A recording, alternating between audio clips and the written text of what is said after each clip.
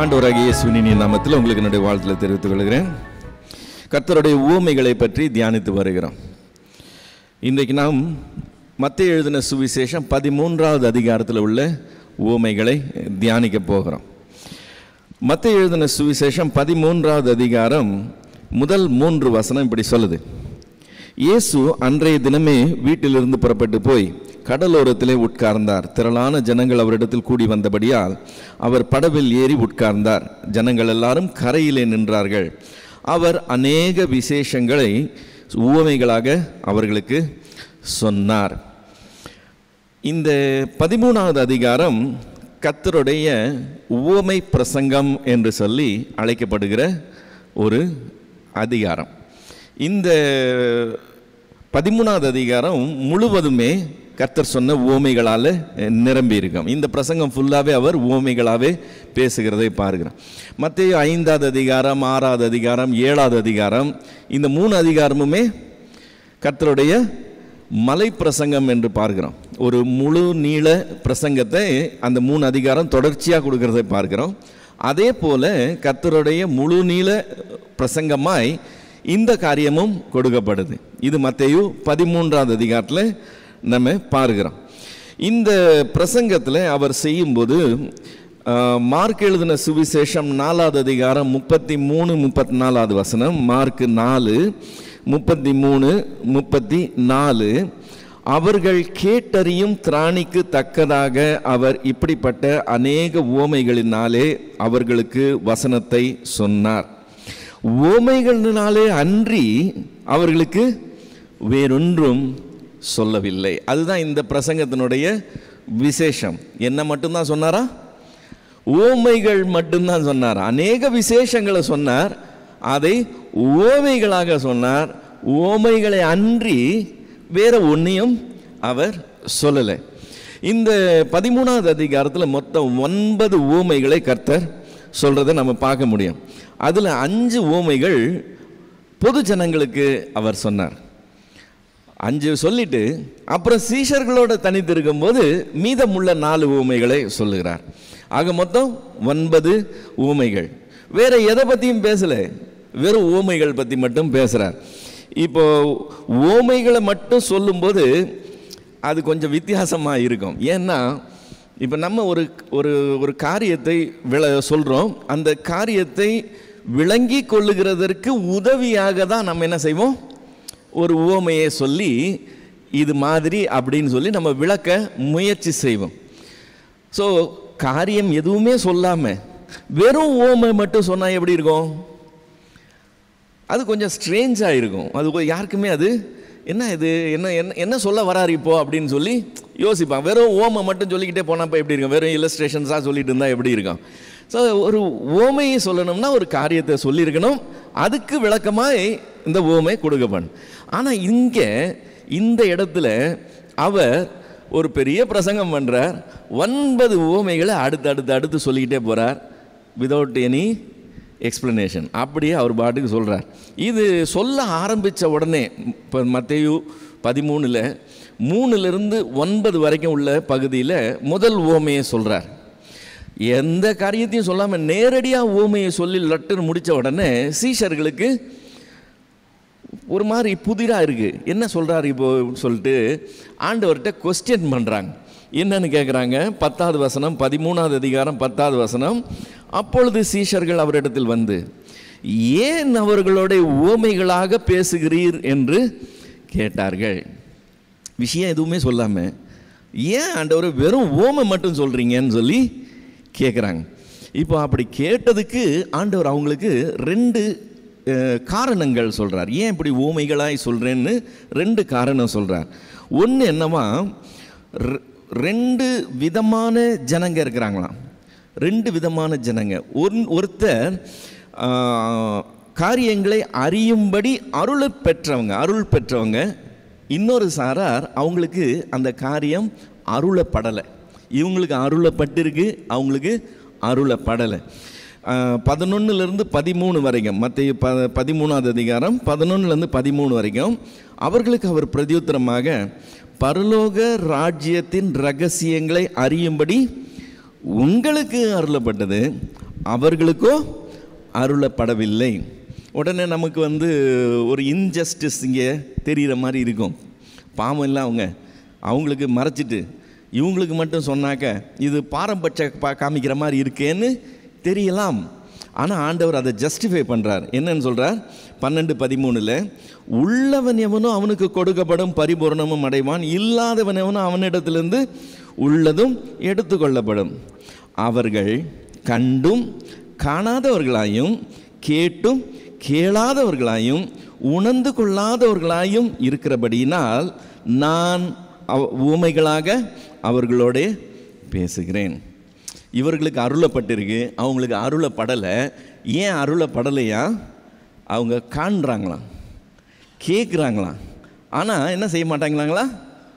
உணர்ந்து கொள்ள மாட்டேங்கிறாங்களாம். அதனால் உள்ளவர்களுக்கு தான் கொடுக்கப்படும், இல்லாதவர்களுக்கு உள்ளதும் எடுத்துக்கொள்ளப்படும். அதனால் அவங்களுக்கு அது அருளப்படலை, உங்களுக்கு அது அருளப்பட்டிருக்கு. இது ரீசன் நம்பர் 1. ரீசன் நம்பர் 2 என்னமா? இது ஒரு தீர்க்க தரிசனத்தின் நிறைவேறுதல்னு சொல்கிறார். 14வது வசனத்திலிருந்து 17 வரைக்கும் ஏசாயாவின் தீர்க்க தரிசனம் இவர்களிடத்தில் நிறைவேறுகிறது.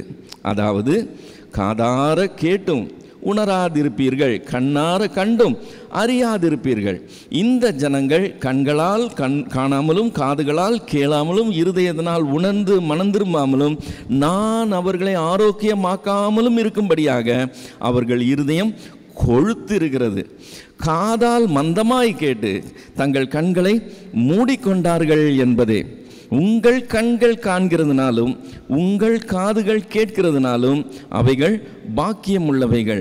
அநேக தீர்க்கதரிசிகளும் நீதிமான்களும் நீங்கள் காண்கிறவைகளை காணவும் நீங்கள் கேட்கிறவைகளை கேட்கவும் விரும்பியும் காணாமலும் கேளாமலும் போனார்கள் என்று மெய்யாகவே உங்களுக்கு சொல்லுகிறேன் அப்படின்னு சொல்கிறார். ஸோ ரீசன் நம்பர் 2 என்னது? ஏற்கனவே பழைய ஏற்பாட்டில் இப்படி சம்பவிக்கும்னு சொல்லி ஒரு தீர்க்க தரிசனம் இருக்குது. அந்த தீர்க்க தரிசனம் என்னன்னு இருக்குது? அவங்க அந்த டைப்பான ஆளுங்களாக இருக்கிறதுனால அவங்கக்கிட்ட நான் உவமைகளாக பேசுவேன்னு ஆண்டவர் சொல்லியிருக்கிறார். அவங்க அப்படியே இருக்கட்டும் அப்படின்னு சொல்லி நான் அவங்களுக்கு அப்படி பேசுவேன். பழைய ஏற்பாட்டில் எங்கே அந்த தீர்க்க தரிசனம் இருக்குது? ஏசாயா எங்கே சொன்னான் அப்படின்னு சொல்லி நம்ம பார்க்கணும்னா ஏசாயா 6வது அதிகாரம் 9லிருந்து 13 வரைக்கும் உள்ள வசனங்களில் அதை பார்க்கிறோம். ஏசாயா 6 9லிருந்து 13 வரைக்கும். அப்பொழுது அவர், நீ போய் இந்த ஜனங்களை நோக்கி, நீங்கள் காதார கேட்டும் உணராமலும் கண்ணார கண்டும் அறியாமலும் இருங்கள் என்று சொல். இந்த ஜனங்கள் தங்கள் கண்களினால் காணாமலும் தங்கள் காதுகளால் கேளாமலும் தங்கள் இருதயங்களால் உணர்ந்து குணப்படாமலும் நான் அவர்களை ஆரோக்கியமாக்காமலும் இருக்க நீ அவர்கள் இருதயத்தை கொளுத்ததாக்கி அவர்கள் காதுகளை மந்தப்படுத்தி அவர்களுடைய கண்களை மூடிப்போடு என்றார். அப்பொழுது நான், ஆண்டவரே எது வரைக்கும் என்று கேட்டேன். அதற்கு அவர், பட்டணங்கள் குடியில்லாமலும் வீடுகள் மனுஷ சஞ்சரம் இல்லாமலும் பாழாகி பூமி அவாந்தர வெளியாகி கர்த்தர் மனுஷரை தூரமாக விலக்குவதனால் தேசத்தின் நடு மையம் முற்றிலும் வெறுமையாக்கப்படும் வரைக்குமே ஆகிலும் அதில் 10ல் 1 பங்கு இருக்கும், அதுவும் திரும்ப நிர்மூலமாக்கப்படும். கர்வாலி மரமும் அரச மரமும் இலையற்று போன பின்பு அவைகளில் அடிமரம் இருப்பது போல அதன் அடிமரமும் பரிசுத்த வித்தாய் இருக்கும் என்றார். ஸோ இது ஏசாயா தீர்க்கதரிசியின் இடத்துல கர்த்தர் அன்னைக்கு சொன்னது. இதை இயேசு கிறிஸ்துவின் ஊழியத்தில் நிறைவேற்றுகிறதாய் கர்த்தரே சொல்லி இந்த ஊமைகளை சொல்கிறார். கர்த்தர் இப்படி ஊமைகளாய் சொல்லி ஊழியம் செய்வார்னு சொல்லி சங்கீதங்களின் புஸ்தகம் 78வது சங்கீதம் முதல் 2 வசனங்களில் பார்க்கிறோம். சங்கீதம் 78 1 2, என் ஜனங்களே என் உபதேசத்தை கேளுங்கள், என் வாயின் வசனங்களுக்கு உங்கள் செவிகளை சாயுங்கள். என் வாயை ஓமைகளால் திறப்பேன், பூர்வ காலத்து மறைபொருள்களை வெளிப்படுத்துவேன் என்று சொல்லி ஒரு தீர்க்க தரிசனம் இருக்கு. ஸோ இந்த 2 தீர்க்க தரிசனத்தின் நிறைவேறுதலாய் கர்த்தர் ஊமைகளாக பேசுகிறேன்னு சொல்கிறார். இப்போ ஊமைகளாய் அவர் பேசும்போது 2 சாரார் இருக்காங்க. இவங்களுக்கு அருளப்பட்டிருக்கு. ஏன் அருளப்பட்டிருக்கு? இவங்க உள்ளவர்கள், அவங்க இல்லாதவர்கள். உள்ளவனுக்கு கொடுக்கப்படும், இல்லாதவனுக்கு கொடுக்கப்படாது. ஏன்? இவங்க ஆசைப்பட்டு கேட்குறாங்க, அவங்க ஆசைப்பட்டு கேட்கல. கண்ணால் பார்த்தாலும் அவங்க தெரிஞ்சிக்க மாட்டேங்கிறாங்க, காதால் கேட்டாலும் உணர்ந்து கொள்ள மாட்டேங்கிறாங்க, அவங்க இருதயம் கொளுத்ததாக இருக்குதுன்னு சொல்லி ஆண்டவர் சொல்கிறார். உண்மையில் ஜனங்க அப்படி தான் இருக்கிறாங்களான்னு சொல்லி பார்த்தோம்னு சொன்னால், இப்போ இவர் அந்த படகுல உட்காந்து பிரசங்கம் பண்ணுறார், உவமைகளாய் சொல்கிறார். சீஷர்கள் உடனே என்ன செய்கிறாங்க? ஏன் ஆண்டவரே உவமைகளாக சொன்னீங்க, இந்த உவமைக்கு அர்த்தம் என்ன அப்படின்னு என்ன செய்கிறாங்க? வந்து முயற்சி எடுத்து கேட்குறாங்க. மற்ற ஜனங்க யாரும் அதை கேட்கல. அப்படின்னா என்ன அர்த்தம்? சும்மா வந்தாங்க, எதையோ கேட்டாங்க, புரிஞ்சுதோ புரியலையோ அவங்க திரும்பி போயிட்டாங்க. இப்போ அவங்க அவ்வளவு தூரத்துக்கு அக்கறை இல்லாதவர்களாக இருக்கிறதுனால ஆண்டவர் அவங்கள அப்படி தான் டீல் பண்ணுறாராம். இவங்க அக்கறையாக இருக்கிறதுனால இவங்களுக்கு சொல்கிறாராம். இப்போ ஆண்டவர்கிட்ட நம்ம தப்பு கண்டுபிடிக்கணும்னா எப்போ தப்பு கண்டுபிடிச்சிருக்கலாம்னா, சப்போஸ் இவங்களுக்கு அருளப்படலைன்னு சொல்கிறாரு, அவங்க வந்து கேட்டிருந்தாங்கன்னு வச்சுக்கோங்களேன், இல்லை இல்லைப்பா உங்களுக்கெல்லாம் அருளப்படலை, உங்களுக்கு நான் சொல்ல மாட்டேன்னு சொல்லியிருந்தாருன்னு வச்சுக்கோங்களேன், அப்போது ஆண்டவர் செய்கிறது நியாயமாக இல்லைன்னு நம்ம ஒத்துக்கலாம். ஆனால் ஒரே க்ரௌடு தான், அந்த க்ரௌடில் கொஞ்சம் பேர் மட்டும் வந்து இது எங்களுக்கு புரியல, இது என்னதுன்னு சொல்லி ஒரு முயற்சி எடுக்கிறாங்க. அடுத்தவங்க அவங்க கூடவே இருந்தவங்க தான், அதே காரியத்தை கேட்டவங்க தான், கேட்டுட்டு குவைட்டாக அவங்க போயிடுறாங்க. ஸோ 2 விதமான ஜனங்க இருக்கிறாங்கன்னு பார்க்குறோம். ஸோ கர்த்தர் சொன்னதில் ஒரு நியாயம் இருக்குன்றது நமக்கு இங்கே தெரியுது. இப்போ மார்க் எழுதின சுவிசேஷம் 4வது அதிகாரம் 10-12 வரைக்கும் உள்ள வசனங்களில் நாம் அதை பார்க்குறோம். மார்க்கு 4:10-12 வரைக்கும். அவர் தனித்திருக்கிற போது 12ரோடும் கூட அவரை சூழ்ந்து இருந்தவர்கள் இந்த உவமையை குறித்து அவரிடத்தில் கேட்டார்கள். அதற்கு அவர், தேவனுடைய ராஜ்யத்தின் ரகசியத்தை அறியும்படி உங்களுக்கு அருளப்பட்டிருக்கிறது, புறம்பே இருக்கிறவர்களுக்கும் அவைகள் எல்லாம் உவமைகளாக சொல்லப்படுகிறது. அவர்கள் குணப்படாத படிக்கும், பாவங்கள் அவர்களுக்கு மன்னிக்கப்படாத படிக்கும், அவர்கள் கண்டும் காணாதவர்களாயும் கேட்டும் உணராதவர்களாயும் இருக்கும்படி அப்படி சொல்லப்படுகிறது. அக்கறை இல்லாமல் இருக்கிறாங்கல்ல, பார்த்தோம் பார்க்கல, கேட்டும் ஒன்றும் உணர்ந்து கொள்ளலை, அப்படியே ஆண்டவர் அவங்களுக்கு உபதேசம் கொடுக்கலன்னு இல்லை, உபதேசம் கொடுத்தாராம், ஆனால் ஒன்றும் புரியல. அது கேட்டோம், நிறையா கேட்டோம், என்ன கேட்டோம் ஒன்றும் தெரியாது, அப்படியே இருக்கட்டும்னு அந்த லெவல்லே அவங்கள விட்டுறார். ஆனால் இவங்க கொஞ்சம் பேர் வந்து கேட்குறாங்க, அவங்களுக்கு சொல்கிறாரு, உங்களுக்கு அது அருளப்பட்டு இருக்குது, நீங்கள் பாக்கியவான்கள்னு சொல்கிறார். சரி, இப்போது இந்த விதைக்கிறவன் பற்றின உவமை ரொம்ப ஃபேமஸான உவமை. நம்ம அந்த உவமையை தான் இன்றைக்கி பார்க்க போகிறோம். மத்தேயு 13வது அதிகாரம் 3வது வசனத்திலிருந்து 9வது வசனம் வரைக்கும் கர்த்தர் இந்த உவமையை சொல்கிறார். ரொம்ப சிம்பிளான ஒரு உவமை. என்ன உவமை? கேளுங்கள், விதைக்கிறவன் ஒருவன் விதைக்க புறப்பட்டான். அவன் விதைக்கையில் சில விதை வழி அருகே விழுந்தது, பறவைகள் வந்து அதை பட்சித்து போட்டது. சில விதை அதிக மண்ணில்லாத கற்பாறை இடங்களில் விழுந்தது. மண் ஆழமாய் இராததினால் அது சீக்கிரமாய் முளைத்து வெயில் ஏறின போதோ தீந்து போய் வேறு இல்லாமையினால் உலர்ந்து போயிற்று.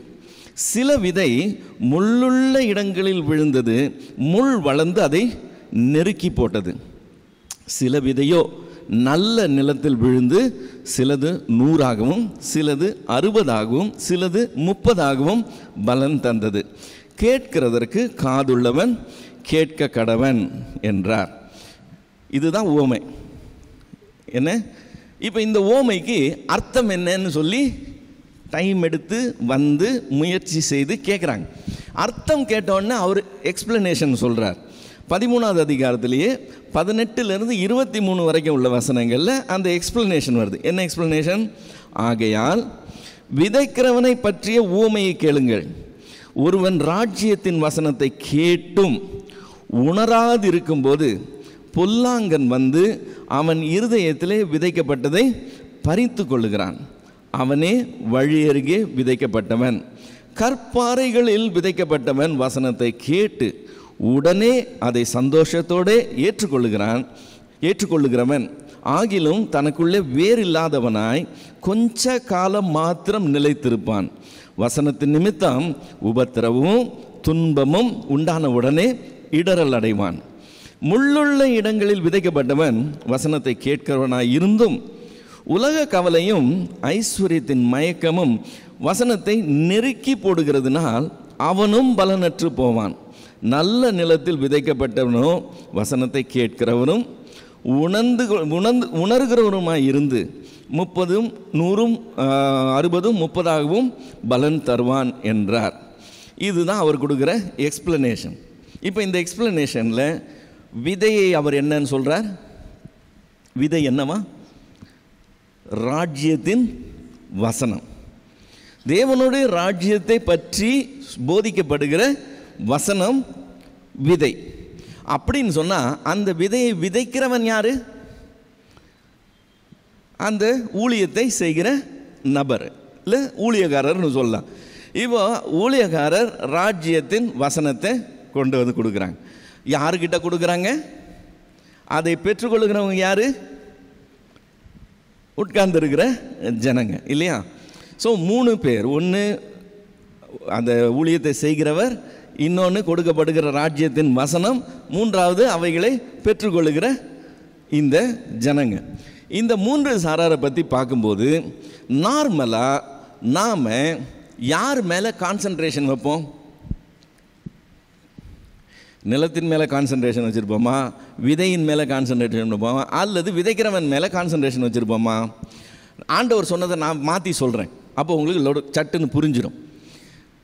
இப்போ நான் தான் விதைக்கிறவன் வச்சுக்கங்களேன். நான் கடைக்கு போகிறேன், 1 கிலோ விதை வாங்கிக்கிட்டேன். விதையை வாங்கிட்டு அந்த பையை தூக்கிட்டு வரேன். நான் தூக்கிட்டு வந்த பை ஓட்டை. என்ன, நான் 1 கிலோ வாங்கிட்டு வந்தேன், 1/4 கிலோ வர வழியிலேயே கொட்டி போச்சு.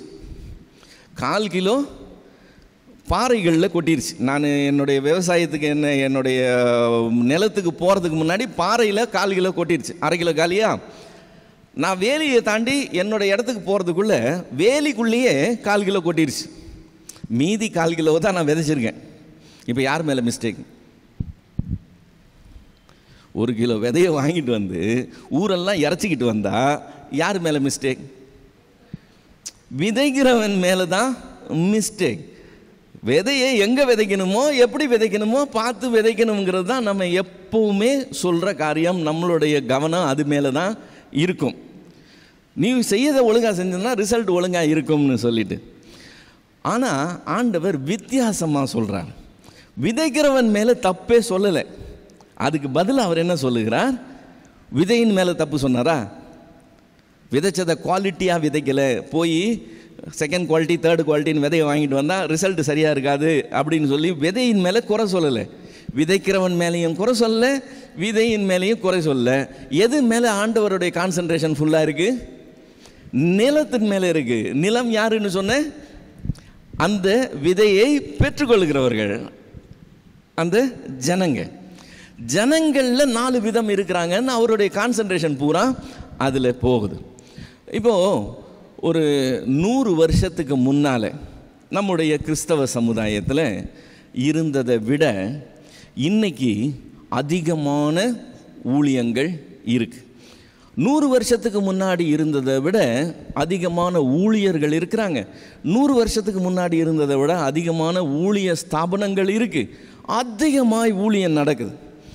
ஃபிசிக்கலாக இந்த மாதிரி நேரடியாக நடக்கிற ஊழியங்கள் மட்டும் இல்லாமல் தொலைக்காட்சி மூலமாகவும் ஊழியங்கள் நடக்குது, ஊடகங்கள் மூலமாகவும் ஊழியங்கள் நடக்குது. எல்லா அவென்யூவும் நம்ம யூஸ் பண்ணுறோம். இந்த மாதிரி ஒரு ஆப்பர்ச்சுனிட்டி இதுக்கு முன்னாடி உள்ள எந்த ஜெனரேஷனுக்கும் கிடையாது. பவுலுக்கோ பேதுருக்கோ நமக்கு இருக்கிற மாதிரி இந்த டெக்னாலஜி, இந்த மாதிரி உள்ள ஒரு ஃபெசிலிட்டி இருந்ததுன்னு வச்சுக்கோங்களேன், அவங்க எந்த ரேஞ்சில் ஊழியம் செஞ்சுருப்பாங்கன்னு பாருங்கள். அவங்களுக்கெல்லாம் அது இல்லை, இந்த ஜெனரேஷனுக்கு இருக்குது. நம்மளும் அதை ஃபுல் ஸ்விங்காக யூஸ் பண்ணுறோம் இல்லையா? என்ன டெக்னாலஜி இருக்கோ அந்த டெக்னாலஜி யூஸ் பண்ணி நம்ம போகிறோம். இப்போ கூட லைவ் ஸ்ட்ரீம் பண்ணிக்கிட்டு இருக்கோம். இங்கே கொஞ்சம் பேர் இருந்தால் கூட இன்னும் அது எத்தனை பேரை போய் சேருதோ தெரியாது, நம்மளால் செய்ய முடிஞ்சதை செய்வோம்னு சொல்லி நம்ம செய்கிறோம். இப்போ ஊழியங்கள் 100 வருஷத்துக்கு முன்னாடி இருந்ததை விட இன்னைக்கு அதிகமாக இருக்குது. அன்னைக்கு வசனம் விதைக்கப்பட்டதை விட இன்னைக்கு அதிகமாக விதைக்கப்படுது. அப்படின்னா 100 வருஷத்துக்கு முன்னாடி இருந்ததை விட இன்னைக்கு கிறிஸ்தவத்தினுடைய விசுவாச மார்க்கத்தாரனுடைய தரம் அதே அளவு இருக்கணுமா? அதோட நல்லா இருக்கணுமா? அதை விட எங்கேயோ இருக்கணும் இல்லை? ஏன்னா இது வசனம் விதைக்கப்படுறது அவ்வளவு அதிகமாக நடக்குது. 100 வருஷத்துக்கு முன்னாடி அது கிடையாது. அப்போ அந்த அளவுக்கு ஊழியங்கள் நடக்கும்போது தரம் எப்படி இருக்கணும்? அதுக்கு விட பல மடங்கு உயர்ந்திருக்கணும்.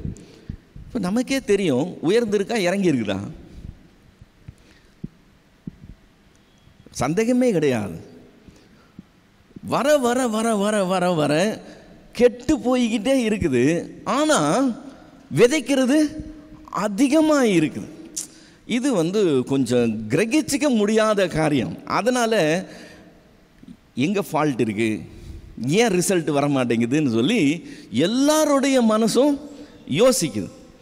அதுக்கு நார்மலாக சொல்லப்படுகிற இது என்னன்னு சொன்னால், காரணம் என்னன்னா, நான் போய் விதையை வாங்கிட்டு வந்தேன், விதையை நான் ஓட்டப்பையில் வாங்கிட்டு வந்து வழியெல்லாம் சிந்திட்டு வந்தால் மிஸ்டேக் யார் மேலே இருக்குது?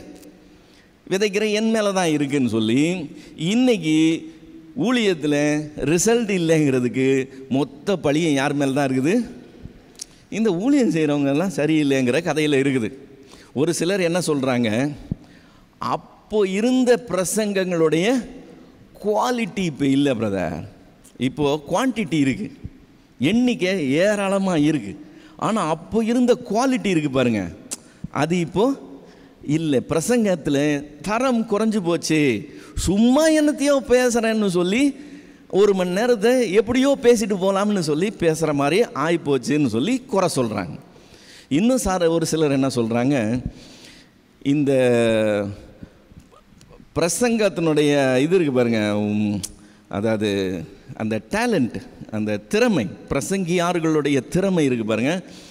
அப்போல்லாம் நைட்டு பூரா ஆண்டவரோடு இருப்பாங்க, கர்த்தரோடையே நடக்கிறவங்களாக இருந்தாங்க. அவங்க அப்படி அந்த ஒரு அனுபவத்திலிருந்து சொன்னதுனால அவங்க வாயிலிருந்து வர வார்த்தையெல்லாம் அப்படி இருந்தது இப்படி இருந்ததுன்னு சொல்லி அந்த ஊழியத்தினுடைய குவாலிட்டியில் வித்தியாசம் இருக்குதுன்னு சொல்லி இப்போல்லாம் குவாலிட்டி கம்மியாக இருக்குது, அதனால தான் ரிசல்ட் வர மாட்டேங்குதுன்னு சிலர் குறை சொல்கிறாங்க. ஒரு சிலர் என்ன சொல்கிறாங்க, இப்போ ஊழியக்காரனே சரியில்லை பிரதர்னு சொல்லுங்க. அப்போல்லாம் ஊழியம் செய்கிறவங்களா இருந்தால் அவங்க தியாகத்தோடு செஞ்சாங்க. இப்போ இவங்களை யாரையுமே அதோடு நீங்கள் ஒப்பிடவே முடியாது. ஒருத்தர் சொல்லும்போது இப்படி சொல்கிறார், அந்த ஊழியக்காரருடைய பிரசங்கத்தை நீங்கள் கேட்டிங்கன்னா, 1 மணி நேரம் கேட்டிங்கன்னா, அந்த 1 மணி நேரம் முடிகிறதுக்குள்ளே ஐயோ ஆண்டவர் ராத்திரியே வந்தாலும் வந்துடுவார்ன்ற பயம் உங்களுக்குள்ளே வந்துடும். அந்த மனுஷன் அப்படி ஃபயராக பேசுவார். அவர் பேசிட்டு இறங்கினதுக்கப்புறம் நீங்கள் ஒரே ஒரு நாள் அவரோட இருந்தீங்கன்னா நித்திய ஜீவனம் கிடையாது, ஒரு மண்ணாங்கட்டியும் கிடையாதுன்னு உங்களுக்கு மனசே விட்டு போயிடும். 1 மணி நேரம் அவர் பேசுகிறத கேட்டால் அப்படி ஃபயர் ஆகிடுவீங்க. ஆனால் ஒரு நாள் அவரோட இருந்தீங்கன்னா இருக்கிற விசுவாசமும் காணாமல் போயிடும்னு சொல்லி சொல்லுவாங்க. அப்போ யார் மேலே குறை இருக்குது? இப்போ ஊழியர்களே சரியில்லை பிரதர், பேசுகிறாங்க ஆனால் நடந்துக்கிறது சரியில்லைன்னு இவங்க மேலே சொல்கிறாங்க. இப்போ இந்த 3 ரீசனுமே விதைக்கிறவனை தான் குறை சொல்கிற ரீசன். ஆனால் கர்த்தர் விசேஷமான ஒரு ஓமை சொல்கிறார். இந்த ஓமையிலையும் ரிசல்ட் வராத 75% பற்றி பேசுகிறார். 25% தான் ரிசல்ட் வருது, 75% ரிசல்ட் வரல.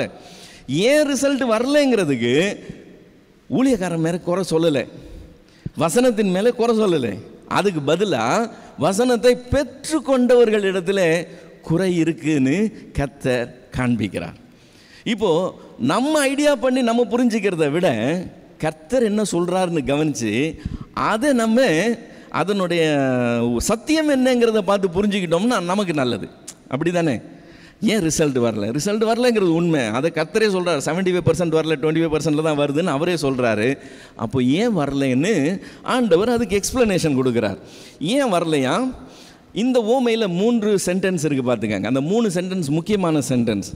மத்தேயு 13:9, மத்தேயு 13:9, கேட்கிறதற்கு காதுள்ளவன் கேட்க கடவன் என்றார். இது ரொம்ப முக்கியமான ஒரு சென்டென்ஸ். கேட்கிறதற்கு காதுள்ளவன் கேட்க கடவன் என்றார்.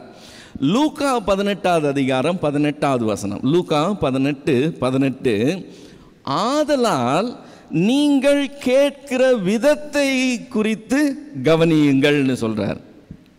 நீங்கள் கேட்கிற விதத்தை குறித்து கவனியுங்கள். மறுபடியும் மத்தேயுக்கு வருவோம். மத்தேயு 13:12, உள்ளவன் எவனோ அவனுக்கு கொடுக்கப்படும், பரிபூர்ணமும் அடைவான். இல்லாதவன் எவனோ அவனிடத்தில் உள்ளதும் எடுத்துக்கொள்ளப்படும் அப்படின்னு சொல்கிறார். 3 காரியம் சொல்கிறார். முதலாவது என்னது? கேட்கிறதுக்கு காதுள்ளவன் கேட்க கடவன். அது கேட்கிற விதத்தை குறித்து கவனிங்க. 3வது, உள்ளவனவனோ அவனுக்கு கொடுக்கப்படும், இல்லாதவனவனோ அவனிடத்தில் உள்ளதும் எடுத்துக்கொள்ளப்படும். இப்போ இந்த 3 காரியத்தை கவனித்தோம்னா இது 3மே முக்கியமான சென்டென்ஸ். அப்போ தான் இந்த உவமையே புரியும். இப்போ இந்த உவமையில் முக்கியமான அந்த முதல் சென்டென்ஸ் என்னது? கேட்கிறதற்கு காது உள்ளவன் கேட்க கடவன். காது இல்லாதவங்களை பார்த்துருக்கீங்க? எல்லாருக்குமே காது இருக்குது. இப்போ என்னதான் சொல்ல வராரு? எல்லாருக்கும் காது இருக்குது. கேட்கிறதுக்கு காது உள்ளவன்னா என்ன அர்த்தம்? செவித்திறன் இல்லாதவங்களுக்கு மட்டும்தாங்க கேட்காது, மற்ற எல்லாருக்கும் கேட்கும் இல்லை? ஸோ டெஃபாக இருக்கிறவங்கள விட்டுருங்க, செவித்திறன் இல்லாதவங்கள விட்டுருங்க, மற்ற அவ்வளோ பேருக்குமே சொல்கிறது கேட்கும் இல்லையா? ஆனால் அதுலேயே சொல்கிறாரு கேட்கிறதற்கு காது உள்ளவன் சொல்லி. அப்போ அவர் லிட்ரலாக காதை பற்றி பேசலை. எதை பற்றி பேசுகிறாரு? கேட்கிறதுக்கு மனம் இருக்கான்னு பேசுகிறாரு. கேட்கிறதுக்கு காது உள்ளவன் என்ன அர்த்தம்? கேட்கிறதுக்கு மனது உள்ளவன் சொல்லி அர்த்தம். இது ஃபர்ஸ்ட் பாயிண்ட். செகண்ட் பாயிண்ட் என்ன சொல்கிறாரு? கேட்கிற விதத்தை குறித்து கவனியுங்கள். அப்போது கேட்கிற விதத்தில் வித்தியாசம் இருக்குன்னு ஆண்டவர் சொல்கிறார். அதனால தான் அந்த விதத்தை கவனியுங்கள்னு சொல்கிறார். இப்போ நான் என்ன விதத்தில் கேட்குறேன் அப்படின்னு நான் தெரிஞ்சுக்கணும்னு சொன்னால், நீங்கள் தெரிஞ்சுக்கணும்னு சொன்னால் ஒரே ஒரு கொஸ்டின் மட்டும் கேளுங்க. நான் ஏன் கேட்கிறேன்? அவ்வளோதான். இப்போ எல்லாரும் வந்திருக்கோம், எல்லாரும் கேட்குறோம், நான் எத்தனையோ பிரசங்கங்கள் கேட்குறோம். நான் ஏன் கேட்கிறேன்? அப்போது நான் கேட்கிற விதம் எந்த விதம்னு ஈஸியாக நம்மளால் டயக்னைஸ் பண்ண முடியும். சரிங்களா?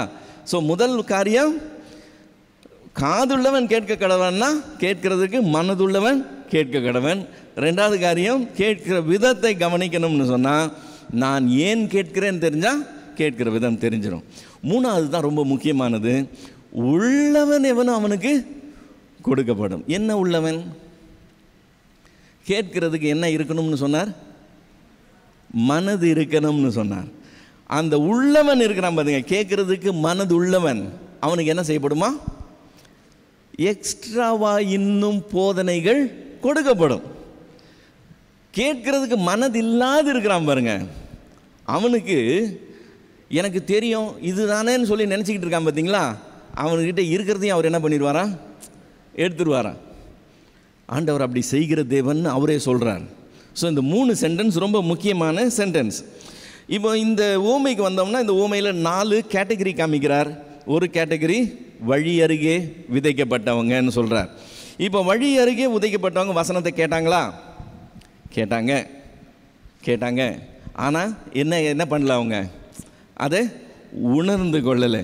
அதை உணர்ந்து கொள்றதுக்கு அவங்களுக்கு என்ன இல்லை? அக்கறை இல்லை. ஏதோ சொன்னாங்க, ஏதோ கேட்டோம், அவ்வளோதான். அதை உணர்ந்து கொள்றதுன்னா உணர்ச்சி நினச்சிக்காதீங்க, ஃபீலிங் நினச்சிக்காதீங்க. அது ஃபீலிங் இல்லை. உணர்ந்து கொள்ளுகிறதுனா அண்டர்ஸ்டாண்டிங், புரிந்து கொள்ளுகிறது. ஸோ சொல்கிறத புரிந்து கொள்ளுகிற அளவுக்கு அவங்களுக்கு என்ன இல்லை? அக்கறை இல்லை. இப்போ நான் நிற்கிற இடத்துலேருந்து நீங்கள் பார்த்தீங்கன்னா உட்கார்ந்துருக்கவங்கள எவ்வளவு பேர் வழி அருகே விதைக்கப்பட்டவங்கன்னு ஒரே பார்வையிலேயே சொல்லிடலாம். அவங்க கவனிக்கிற விதத்திலே அது தெரிஞ்சிடும். இவங்கெல்லாம் சும்மா கேட்குறாங்க, அவங்க அதில் இன்ட்ரெஸ்ட் இல்லை. அந்த டைம் முடிஞ்சோடனே அவங்க எந்திரிச்சு போகிறதுக்கு ரெடியாக இருக்கிறாங்க. அந்த டைமுக்கு வந்தாங்க, அந்த டைம் முடிஞ்சோடனே எந்திரிச்சு போகிறது ஒரு பிரயோஜனம் கிடையாதுன்னு பார்த்த உடனே தெரியும். அக்கறையே இல்லாதவங்க கேட்பாங்க. ஆனால் இப்போது ரோட்டில் போகிறவங்கள பற்றி ஆண்டவர் பேசவே இல்லைன்னு பாருங்கள். மார்க்கெட்டில் இருக்கிறவங்கள பற்றி ஆண்டவர் பேசவே இல்லை. சர்ச்சுக்கு வந்தவங்கள பற்றி தான் பேசுகிறார். வசனத்தை கேட்டவங்கள பற்றி தான் பேசுகிறாரு. இப்போ இவங்க வசனத்தை கேட்டாங்க, வந்தாங்க, கேட்டாங்க, டைம் ஸ்பெண்ட் பண்ணாங்க. ஆனால் என்ன இல்லை? அதை புரிந்து கொள்கிறதுக்கு அக்கறை இல்லை.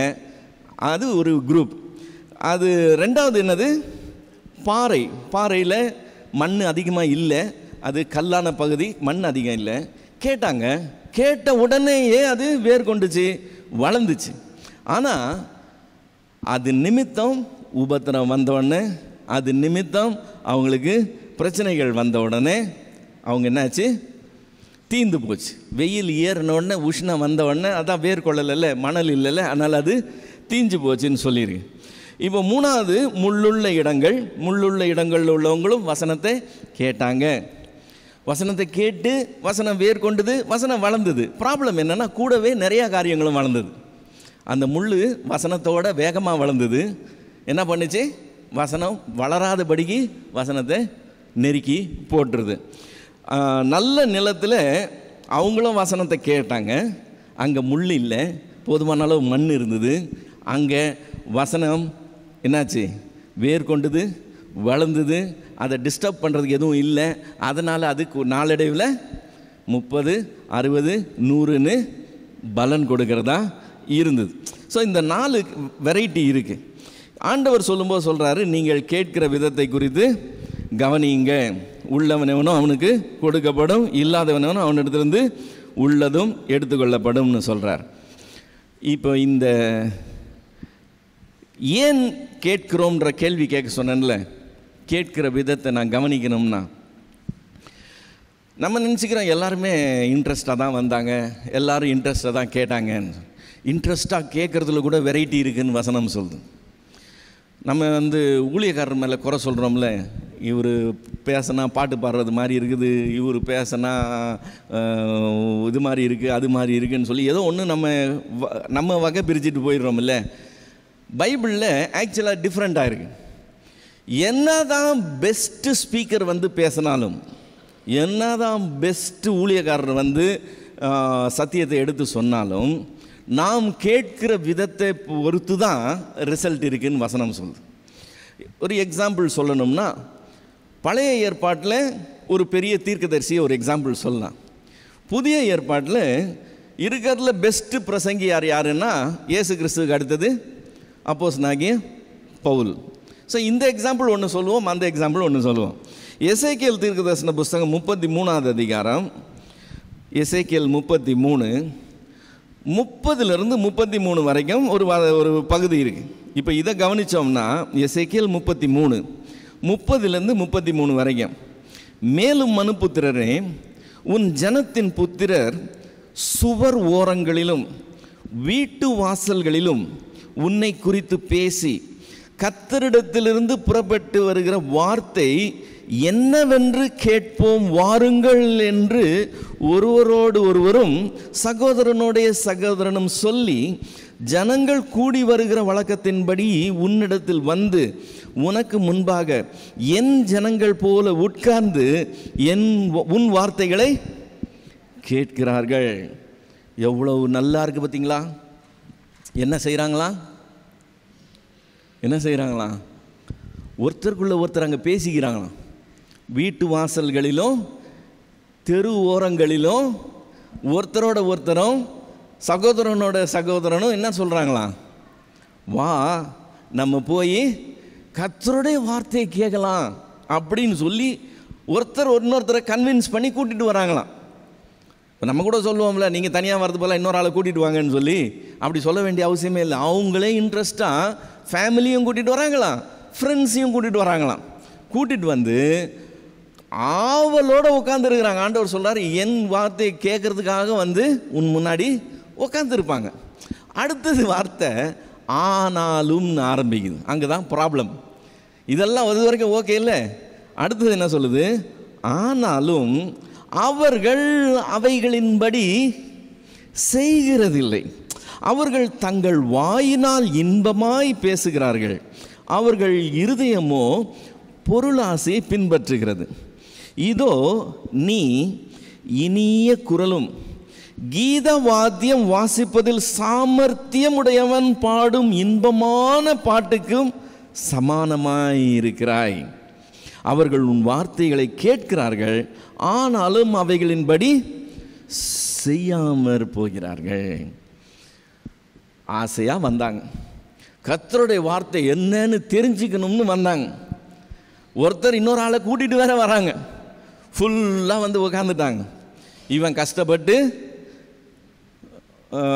தொண்டை தண்ணி போக கர்த்தருடைய வசனத்தை சொல்கிறான். கேட்குறாங்க, கேட்டு அதன்படி செய்யலையாம். ஏன்? அவங்கள பொறுத்த வரைக்கும் இவன் ஒரு பர்ஃபார்மர், இவன் என்னன்னு பெர்ஃபார்ம் பண்ணுறான். இப்போ நம்ம ஒரு நடன கச்சேரிக்கு போகிறோம் அல்லது நம்ம ஒரு இசை கச்சேரிக்கு போகிறோம்னு வச்சுக்கோங்க. அங்கே திறமையானவர்கள் தங்களுடைய திறமையை கொண்டு பாட்டு பாடுவாங்க, திறமையானவர்கள் தங்களுடைய திறமையை கொண்டு இசை வாசிப்பாங்க. கேட்குறதுக்கு எப்படி இருக்கும்? நான் பாடினா எப்போ நான் நிறுத்துவேன் நீங்கள் எதிர்பார்க்குற அளவுக்கு இருக்கும். ஆனால் அவங்க பாடினா எப்படி இருக்கும்? இன்னும் கொஞ்சம் கேட்கணும் போல இருக்கும், இனிமையாக இருக்கும் இல்லையா? ஸோ அந்த திறமையானவங்க இசை வாசித்து பாடி ஒரு ஈவினிங் நீங்கள் ஸ்பெண்ட் பண்ணதுக்கப்புறம் நீங்கள் அந்த கச்சேரியை பற்றி என்னன்னு சொல்லுவீங்க? என்னன்னு சொல்லுவீங்க? நான் சார், நீ ஒரு நல்ல கச்சேரியை என்ஜாய் பண்ணியிருக்கிறீங்க, வெளியே வருமா அந்த கச்சேரி பற்றி என்ன சொல்லுவீங்க? நல்லா இருந்ததுன்னு சொல்லுவோம், இல்லை நல்லா இருந்ததுன்னு சொல்லுவோம். பிரசங்கத்தை கேட்டுவிட்டு நல்லா இருந்ததுன்னு சொன்னாங்கன்னா என்ன அர்த்தம்? பிரசங்கம் ஒரு நாளும் நல்லா இருக்காது, ஒரு நாளும் பிரசங்கம் நல்லா இருக்காது. ஒன்று பிரயோஜனமாக இருக்கும் அல்லது பிரயோஜனம் இல்லாமல் இருக்கும். 1 மணி நேரமாக பிரசங்கம் கேட்டுட்டு பிரசங்கம் நல்லா இருந்தது பிரதர்னா என்ன ஆச்சு? க்ளீன் போல்டுன்னு அர்த்தம், ஒன்றும் இல்லை, சொன்னதே வேஸ்ட்டு. அவங்க என்ஜாய் பண்ணிக்கிட்டு இருக்கிறாங்க, இந்த ஒரு பர்ஃபார்மன்ஸை என்ஜாய் பண்ணுறதுக்காக வந்தாங்க, ஒரு ஈவினிங் ஒரு என்டர்டெயின்மெண்ட்டுக்காக வந்தாங்க. இவனை என்டர்டெய்னர் மாதிரி பார்க்குறாங்க, இவன் நினச்சிக்கிட்டு இருக்கான் கர்த்தருடைய வார்த்தையை ஆவலாக கேட்குறாங்கன்னு. ஆனால் ஏன் கேட்டாங்களா? இவங்கள பொறுத்த வரைக்கும் அந்த வார்த்தை ரொம்ப அழகாக ஆண்டவர் சொல்கிறார், இதோ நீ இனிய குரலும் கீதவாத்தியம் வாசிப்பதில் சாமர்த்தியமும் உடையவன் பாடும் இன்பமான பாட்டுக்கு சமானமாக இருக்கிறாய். அவங்களுக்கு அது கேட்குறதுக்கு நல்லா இருந்துச்சு. மெசேஜ் நல்லா இருக்குன்னு சொன்னாலே என்ன அர்த்தம்? அவ்வளோதான், ஓவர், ஒன்றும் உள்ளே போகலன்னு அர்த்தம். பிரயோஜனமாக இருந்ததுன்னா எனக்கு இந்த பாயிண்ட் யூஸ்ஃபுல்லாக இருந்தது, என் லைஃப்பில் நான் இதை செய்ய போகிறேன், இதுதான் ஃபால்ட்டுன்னு இன்றைக்கி கண்டுபிடிச்சேன் அப்படின்னு யூஸ்ஃபுல்லாக இருக்குது, யூஸ்ஃபுல்லாக இல்லைங்கிறது தான் சொல்லுவாங்க.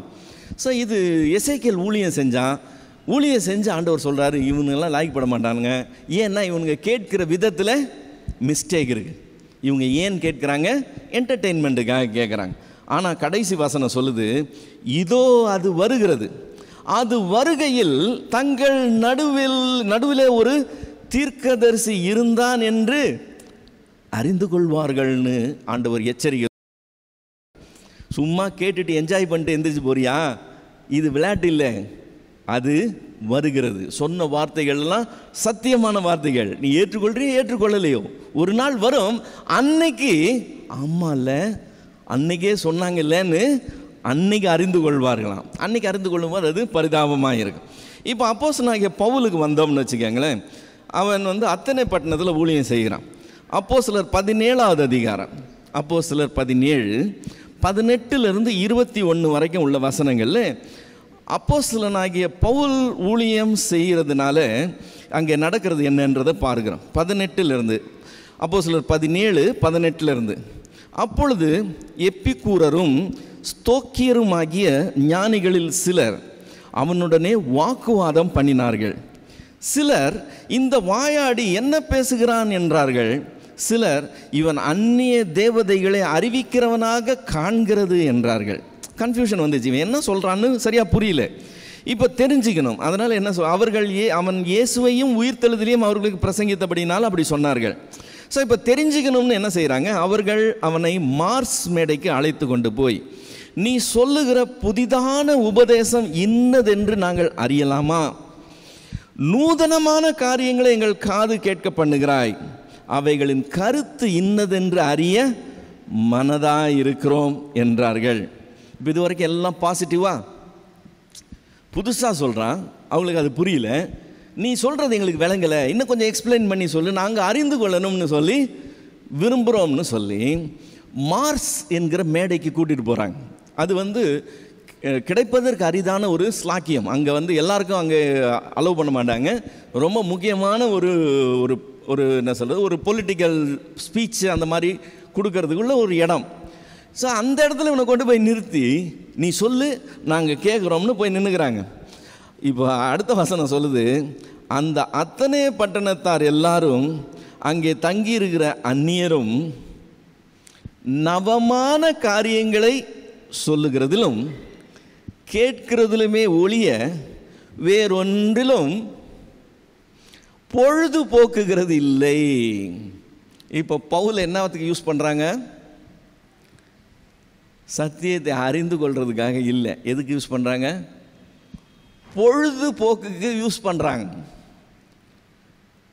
அத்தனை பட்டணத்தாரும் சரி, அங்கே வந்திருக்கிற விசிட்டர்ஸும் சரி, அவங்களுக்கு டைம் பாஸ் என்னது? நூதனமான காரியங்களை சொல்லுகிறதிலும் கேட்கிறதிலும். இப்போ பவுல் பெஸ்ட் ஸ்பீக்கர். அவனை மாதிரி சுவிசேஷத்தை அறிவிக்க ஈக்குவலே கிடையாது. அவனை கூட்டிகிட்டு போய் ஏற்றி நிற்க வச்சு பேசுகிறாங்க. அவன் அங்கே பண்ண பிரசங்கத்தை நாம் கவனித்தோம்னா, ஆதியிலே தேவன் வானத்தை பூமியை சிருஷ்டித்ததில் இருந்து கல்லறை காலியாக இருக்கிறது வரைக்கும், அதில் இருந்து நியாய தீர்ப்பு நாள் வரைக்கும் உள்ள அவ்வளவு சத்தியத்தையும் ரொம்ப அழகாக கிறிஸ்பாக சூப்பராக ப்ரெசன்ட் பண்ணியிருப்பான்.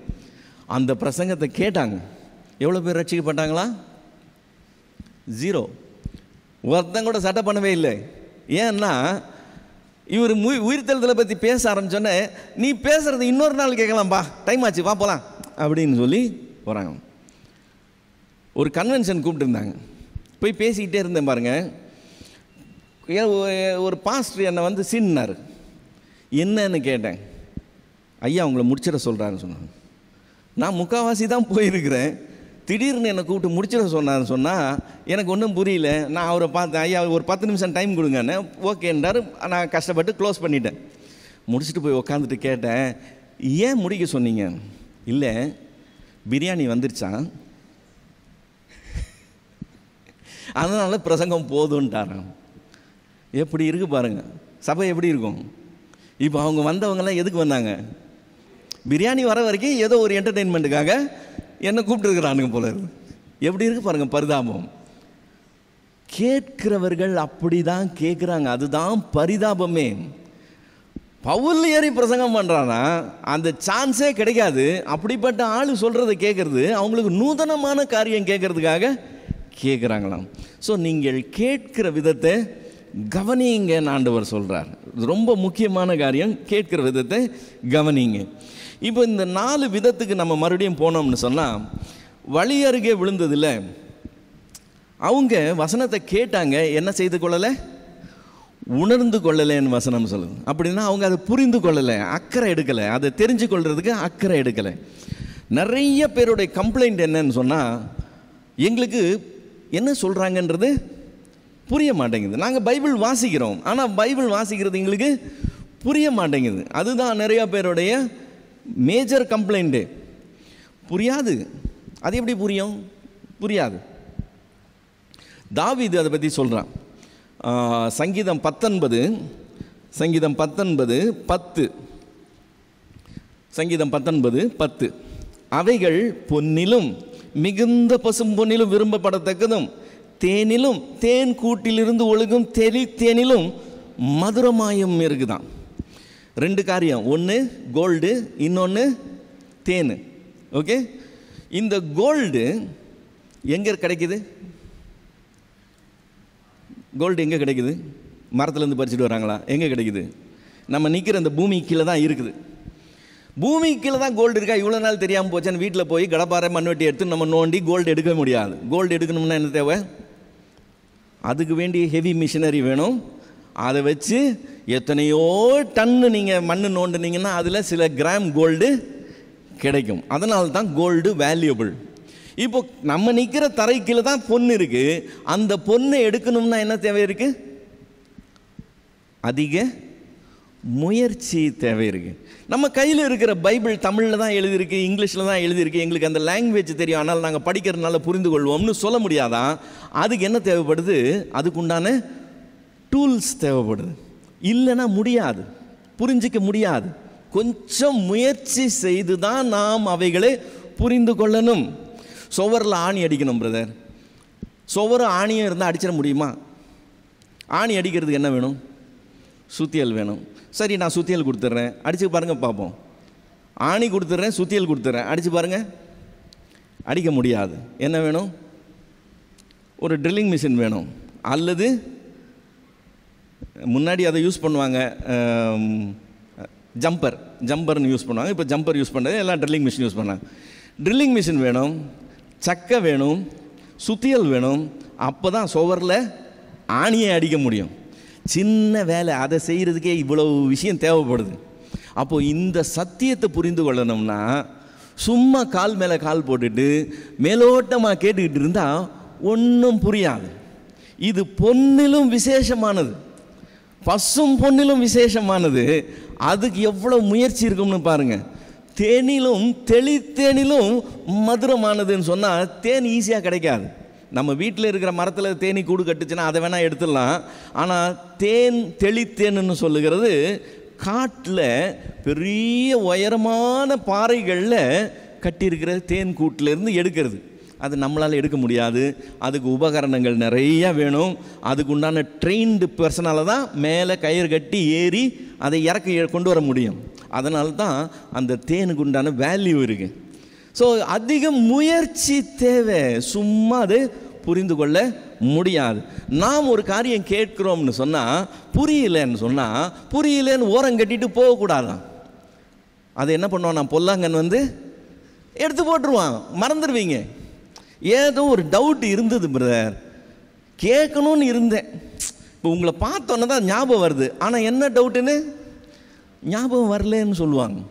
நானும் எத்தனையோ முறை சொல்லுவேன், ஒரு பென்சிலும் ஒரு பேப்பரோட பைபிள் வாசிங்க, எந்த வசனத்தில் என்ன டவுட்னு எழுதி வச்சுக்கங்க, அப்போ தான் நீங்கள் அதை இந்த வசனத்தில் எனக்கு இந்த டவுட்டுன்னு கேட்டு தெரிஞ்சுக்க முடியும்னு. இப்போ அது என்னது? முயற்சி. அப்படி முயற்சி செய்தால் கொஞ்சம் கொஞ்சமாக கற்றுக்கொள்ள முடியும், உணர்ந்து கொள்ள முடியும். வாசிக்கிறதே கஷ்டம், இதில் ஒரு பென்சில் வேறு, பேப்பர் வேறு. என்ன பிரதர், நாங்களே வேகமாக பார்த்துட்டு போனோம்னு, வேகமாக பார்த்துட்டு போங்க, ஒன்றும் பிரச்சனையே கிடையாது. இது மந்திர புக் இல்லை, நீங்கள் படிக்கிறது மந்திரமும் இல்லை. இன்றைக்கி நான் இதை படிக்கிறதுனால எனக்கு ஆசீர்வாதமாக இருக்குன்னு வேலைக்கு ஆகாது. நீங்கள் அதை படித்து உணர்ந்து கொண்டு அதை செயல்படுத்துறதுனால தான் நீங்கள் கனி கொடுக்குறவர்களாக இருப்பீங்க. இல்லைன்னா இன்னும் பிரயோஜனமே கிடையாது. அப்போ நான் படித்து புரிஞ்சிக்கணும்னா என்ன வேணும்? எனக்கு கொஞ்சம் முயற்சி வேணும். வழி அருகே விதைக்கப்பட்டவங்க அந்த முயற்சியே இல்லாதவங்க, அவங்க அதை உணர்ந்து கொள்ளவே மாட்டாங்களாம். பொல்லாங்கன்னு அதை எடுத்து போட்டுருவான். இது முதல் சாரார். ரெண்டாவது சாரார் எப்படிப்பட்டவங்க? பாறைன்னு ஆண்டவர் சொல்கிறார். அங்கே என்ன கம்மியாக இருக்குது? மணல் கம்மியாக இருக்குது. மணல் கம்மியாக இருக்குது, அதனால் முளைக்கிற செடிக்கு வேர் விட முடியல. வெயில் ஏறினோடனே அது புசுன்னு காஞ்சி போச்சுன்னு சொல்கிறார். இப்போ இந்த வெயில் ஏறும்போது அதுக்கு உண்டான காரியம் அவர் சொல்கிறது, வசனத்து நிமித்தம் உபத்திரவமும் துன்பமும் வந்தவுடனே இடரல் அடைவாங்கன்னு சொல்லி. வேதம் போதிக்கிற ஒரு போக்கு இருக்குல்ல, அந்த போக்குக்கும் உலகத்தினுடைய போக்குக்கும் எதிர்மறையானது. இனிமேல் நான் இப்படி ஜீவிப்பேன் நீங்கள் டிசைட் பண்ணி இங்கே டிசைட் பண்ணலாம், ஆனால் அதை எடுத்துகிட்டு போய் உங்கள் ஆஃபீஸ்லேயும் உங்கள் வீட்லேயும் நீங்கள் செயல்படுத்துறது அவ்வளவு சுலபம் கிடையாது. நாம் அவங்களுக்கு சாதகமாக இருக்கிற வரைக்கும் அவங்க நம்மக்கிட்ட நல்லா இருப்பாங்க. நீங்கள் அங்கே போய் அவங்களுக்கு ஆப்போசிட்டாக நீங்கள் எதாவது செய்கிறீங்கன்னு சொன்னால் யாரும் ஒத்துக்க மாட்டாங்க, எல்லாரும் இடைஞ்சல் கொடுப்பாங்க. நிச்சயமாக பிரச்சனைகள் வரும், நிச்சயமாக பிரச்சனைகள் வரும். இப்போது ஆஃபீஸில் எல்லோரும் சேர்ந்து ஒரு தப்பு பண்ணுறாங்கன்னு வச்சுக்கோங்களேன். ஒரு உதாரணத்துக்கு சொல்கிறேன், எல்லோரும் சேர்ந்து ஒரு தப்பு பண்ணுறாங்க. அந்த தப்பை நான் மட்டும் பண்ண மாட்டேன்னு ஒருத்தர் சொல்கிறாருன்னா மற்றவங்க எல்லாம் சேர்ந்து அவர் என்ன செய்வாங்க? ரொம்ப உத்தமர் இவர் வந்துட்டார்றா அப்படின்னு சொல்லி அதில் ஆரம்பிப்பாங்க. கிண்டல் பண்ணுவாங்க, கேலி பண்ணுவாங்க, இடைஞ்சல் பண்ணுவாங்க. அவர் அங்கேருந்து தூக்குற வரைக்கும் நிம்மதியாக இருக்க மாட்டாங்க. நம்ம ஊரோட ஒத்து வாழுங்கிற மாதிரி வாழ்ந்தோம்னு வச்சுக்கோங்களேன், அவங்களுக்கு நமக்கும் ப்ராப்ளமே கிடையாது, நம்மளை ஈஸியாக அட்ஜஸ்ட் பண்ணி கொண்டு போயிடுவாங்க. வசனத்து நிமித்தம் எப்போவுமே என்ன வரும்? துன்பம் வரும். வசனத்து நிமித்தம் உபத்திரவம் வரும். பவுல் அதை ரொம்ப தெளிவாக சொல்லுகிறான். வாசிக்கலாம். 2 தீமோத்தேயுவின் புஸ்தகம் 3வது அதிகாரம் 12வது வசனம். 2 தீமோத்தேயு 3:12 அன்றியும் கிறிஸ்து இயேசுவுக்குள் தேவபக்தியாய் நடக்க மனதாய் இருக்கிற யாவரும் என்ன செய்வாங்களா? துன்பப்படுவார்கள்னு வசனம் சொல்லுது. துன்பப்படுவார்கள். வாலிப பசங்க இருப்பானுங்க. வாலிப பசங்க உலகத்தோடு போய் கெட்டு சீரழிஞ்சிட்டு இருப்பானுங்க. அவங்க அம்மாமார் என்னை பார்க்கும்போது, பிரதர் என் பையனுக்காக ஜோம் பண்ணிக்கங்க பிரதர், அவன் கூட திரியிறான் பிரதர், படிக்க மாட்டேங்கிறான், ஸ்கூலுக்கு போக மாட்டேங்கிறான், சொன்ன பேச்சை கேட்க மாட்டேங்கிறான், மதிக்க மாட்டேங்கிறான், என்னதான் செய்கிறதுன்னு தெரியல பிரதர்னு கண்ணீர் வடிப்பாங்க. சரின்னு இந்த பிள்ளைங்களை போய் பார்த்து இவனுங்களோட டைம் ஸ்பெண்ட் பண்ணி இவனுங்களுக்கு ஆண்டவரை பற்றி சொல்லி அவங்கள கர்த்தருக்குள்ளே நடத்தணும்னு வச்சுக்கோங்களேன். அவன் மனம் திரும்பி கர்த்தருக்குள்ளே வந்து பைபிளை தூக்கி நடக்க ஆரம்பித்த உடனே இப்போ தாய் என்ன செய்யணும்? ஆக்சுவலாக சந்தோஷப்படணும்.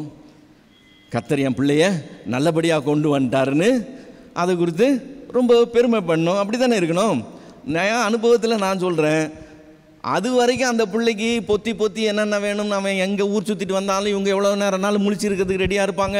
அவனுக்கு வேண்டியதை செய்வாங்க. அவன் சொன்ன பேச்சை கேட்காம இருப்பான், அட்டகாசம் பண்ணிக்கிட்டு இருப்பான், எல்லாம் நடக்கும். ஆனால் இப்போ கர்த்தரை ஏற்றுக்கொண்ட அப்புறம் அவன் பைபிளை தூக்கிட்டு போகும்போது ஒரு ப்ரேயர் மீட்டிங் போயிட்டு லேட்டாக வரான், அல்லது அம்மா நான் இந்த காரியத்துக்காக நான் போகிறேன்னு சொல்லி ஆண்டவருடைய காரியங்கள் அவன் ஸ்டெப் எடுத்து வைக்கிறான்னா ஃபஸ்ட்டு எதிரி யாருன்னு தெரியுமா? அந்த தாய் தான். எந்த தாய் கண்ணீர் விட்டுக்கிட்டு இருந்தாங்களோ அந்த தாய் தான். கிறிஸ்து இயேசுக்குள் தேவ பக்தியாய் நடக்க மனதாய் இருக்கிற யாவரும் துன்பப்படுவார்கள். இதை நாம் எதிர்பார்க்கணும்.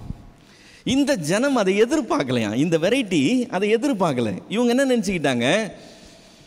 அப்படியே இது சிகப்பு கம்பளம் விரித்த ஒரு ராஜ பாதை, இது நம்ம கிறிஸ்துவை ஏற்றுக்கொண்ட உடனே எல்லாம் சொல்யூஷன் வந்துச்சு, இனிமேல் நம்ம ஸ்மூத்தாக போகலாம்னு நினைக்கிறாங்க. இவங்க எதிர்பார்த்ததுக்கு விரோதமாக அது நடந்த உடனே ஷாக் ஆகிடுறாங்க. அவங்க அந்த வசனத்தை விட்டு வழிவி போயிடுவாங்க. ஸோ இவங்க கஷ்டத்தை எதிர்பார்க்கல, அதுதான் ப்ராப்ளம். இவங்கள அதாவது பாறையான நிலத்தில் விழுந்த விதைன்னு ஆண்டவர் சொல்கிறார். அடுத்த கேட்டகரி முள்ளுள்ள இடத்துல விழுந்தது. அந்த முள்ளுக்கு ஆண்டவர் 3 காரியம் சொல்கிறார். அதில் 2 தான் நம்ம இங்கே மத்தேயுவில் பார்க்குறோம். மத்தேயு 13:22 மத்தேயு 13:22 முள்ளுள்ள இடங்களில் விதைக்கப்பட்டவன் வசனத்தை கேட்கிறவனாயிருந்தும் உலக கவலையும் ஐஸ்வர்யத்தின் மயக்கமும் வசனத்தை நெருக்கி போடுகிறதுனால் அவன் பலனற்று போவான்னு சொல்லி 2 காரியம் சொல்கிறார். அப்படியே லூக்கா 8ஆம் அதிகாரம் 14ஆவது வசனத்துக்கு வந்தோம்னா, லூக்கா 8:14 முள்ளுள்ள இடங்களில் விதைக்கப்பட்டவர்கள் வசனத்தை கேட்கிறவர்களாக இருக்கிறார்கள். கேட்ட உடனே போய் இந்த பிரபஞ்சத்துக்குரிய கவலைகளினாலும் ஐஸ்வர்யத்தினாலும் சிற்றின்பங்களினாலும் நெருக்கப்பட்டு பலன் கொடாது போகிறாங்க. இங்கே 3 காரியம் சொல்கிறார். ஒன்று ஆட் பண்ணிட்டார். என்ன ஆட் பண்ணிட்டாரு? ஐஸ்வர்யத்தின் இல்லை, அங்கேயும் ஐஸ்வர்யம் சொல்லிட்டாரோ, இங்கே சிற்றின்பம் ஆட் பண்ணிட்டார். ஓகே, உலக கவலை ஐஸ்வர்யத்தின் மயக்கம் அங்கே சொல்லிட்டாரு. இங்கே உலக கவலை ஐஸ்வர்யம் சிற்றின்பம் ஆட் பண்ணியிருக்கிறார். இப்போ இந்த 3 காரியம் எல்லாருடைய மனசுலையும் இருக்கிற காரியங்கள் தான். என்ன 3 காரியம்? உலக கவலை. உலகத்தில் இருக்கிற வரைக்கும் உலகத்தின் கவலை இருந்துக்கிட்டே இருக்கும் இல்லையா? இப்போது நான் அடிக்கடி இதை சொல்லுவேன். பஸ் ஸ்டாப்புக்கு போனால் பஸ் வரணுமேனு கவலை, பஸ் வந்துட்டால் சீட்டு கிடைக்கணுமேனு கவலை, சீட்டும் கிடச்சிருச்சுன்னா பஸ்ஸு நேரத்துக்கு போய் சேரணுமேனு கவலை. கவலைப்படுறதுக்கே ஒன்றும் இல்லைன்னு வச்சுக்கோங்களேன். கவலைப்படுறதுக்கு ஒன்றும் இல்லைன்னே கவலை. இது உலகத்தின் கவலை. இப்படியே மனது பூரா கவலையினால் நிறைஞ்சிருந்தா காலையில் என்ன வசனம் படித்தோன்னு எப்படி ஞாபகம் இருக்கும்? ஞாபகம் இருக்காது இல்லை. மனசு அது ஃபுல்லாக நிறைஞ்சிருந்தா அது ப்ராப்ளம். அதே மாதிரி ஐஸ்வர்யத்தின் மயக்கம். ஐஸ்வர்யத்தின் மயக்கம்னா காசு பணத்தில் தப்பு இல்லை, ஆனால் காசு பணத்தை கும்பிடக்கூடாது. அதுதான் பிரச்சனை. காசு இருந்தால் இதை செஞ்சிடலாம் பிரதர்னு சொல்லி காசு பணத்தை என்ன செய்யக்கூடாது?